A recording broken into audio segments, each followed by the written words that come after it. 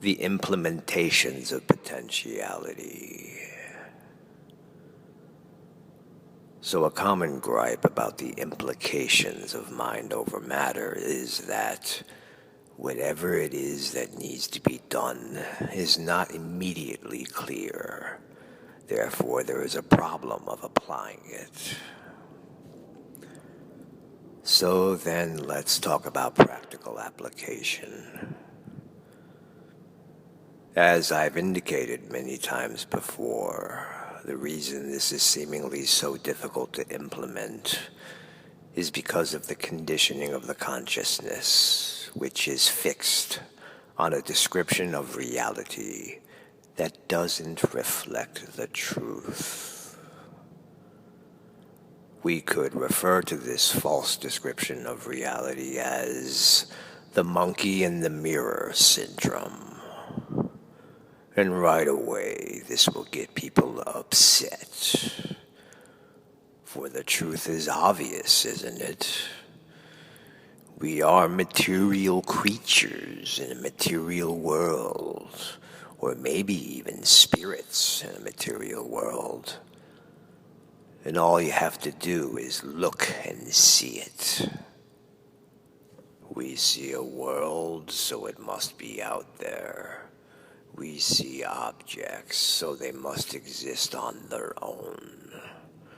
We can point at them, hold them, weigh them, and toss them around. So wow.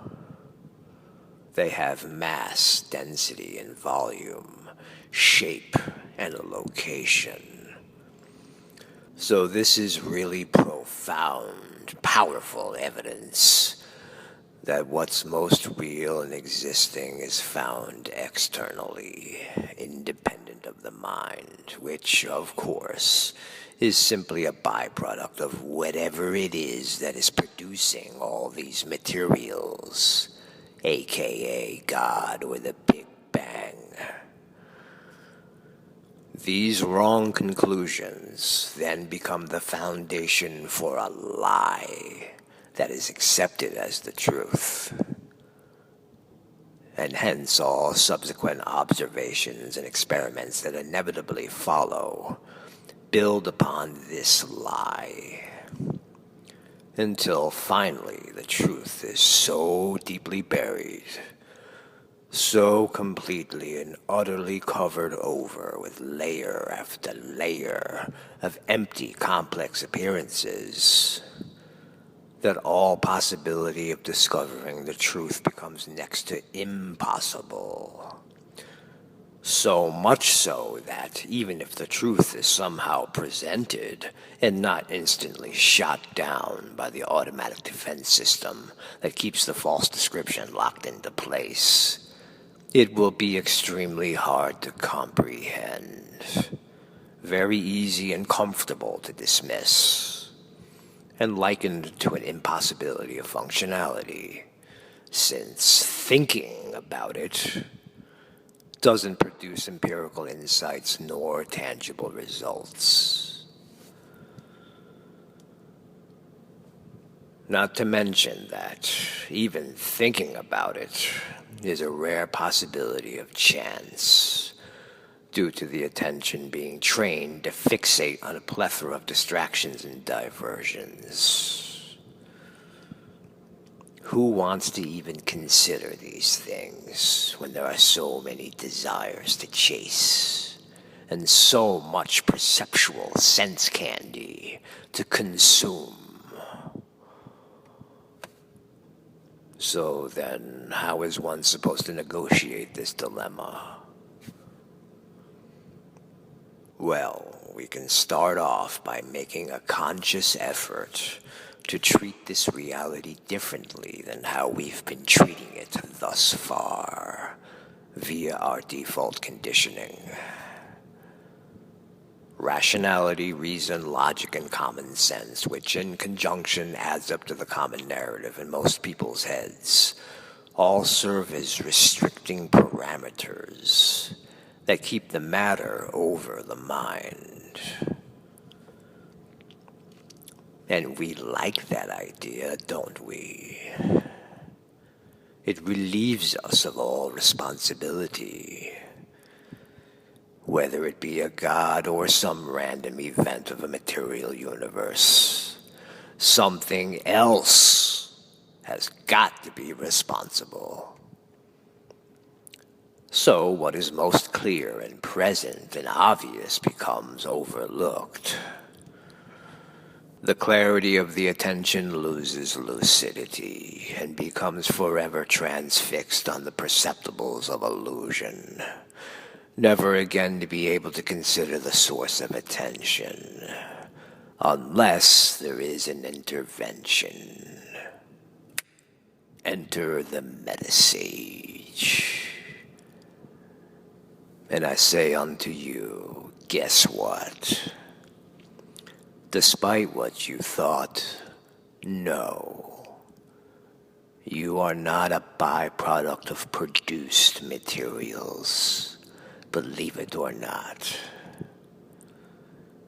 Your persona is a byproduct of illusion, just as the world and all the objects contained therein.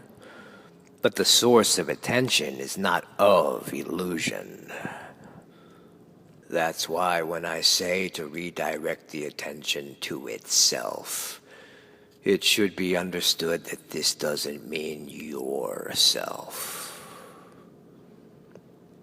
The source of attention and the persona, or ego, are two different things. I'm not asking you to focus the attention on yet another inventory item. I am asking you to focus the attention on attention. Let the attention follow the attention towards where it emanates from. This is drawing the attention to the seeing itself. It's not accurate to equate this to looking at something, as you do with your eyes. Pure awareness isn't another persona-based perceptual life experience. So, try to use the attention to follow awareness, as opposed to constantly scheming to find some way around the truth. The source of attention is the truth, and the wellspring of appearances, and hence the source of all subsequent perceivables. In a matter of speaking, it can be said that awareness can form attachments, which could be called anchor positions. And these serve as the centers that manifest reality. An anchor position affords a reality more mass and density, a continuity, which gives the impression of the actuality of a solidification. Like if right now, this very second, you are dreaming, then where is the source of this reality? A dream is manifested from potentiality, and potentiality can be equated to imagination. We could say it's nothingness, because its source isn't anything found in inventory. It produces all inventory, but doesn't have any distinction of quality itself. Potentiality is the source of awareness also. So awareness, which is an imagination agency, imagines, or dreams if you'd like, a very elaborate arrangement of appearances that are conducive towards diluting awareness of the truth behind these arrangements and appearances. So we should begin to examine these features through our connection with them, so that we can be more able to utilize metaphysical tools. We don't explore this connection for the motive of an inventory outcome or delusional gain. We explore it for expanded lucidity, of which automatically affords one what is needed. So we should really be looking to apply ourselves to this reality without the old description of reality. It's completely okay to toss that description into the garbage can. But no, Others will implore. you can't do that. It's important and actual. Don't discard the old description. We don't want you to be free. We'd much rather you listen to a me. Please pay attention to a me. You've been content with complete disempowerment up until this point, so why are you not okay with it now? And you can feel free to simply ignore all this noise.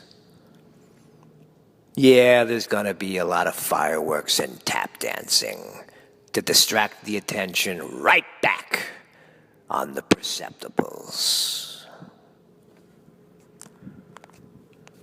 Just assume this reality is a product of the mind. You can go ahead and presume this reality is a product of the mind. Allow yourself to perform experiments and examine the nuances. It's going to be revealed to you at death anyhow, so you might as well become aware of it sooner and then take a run with it.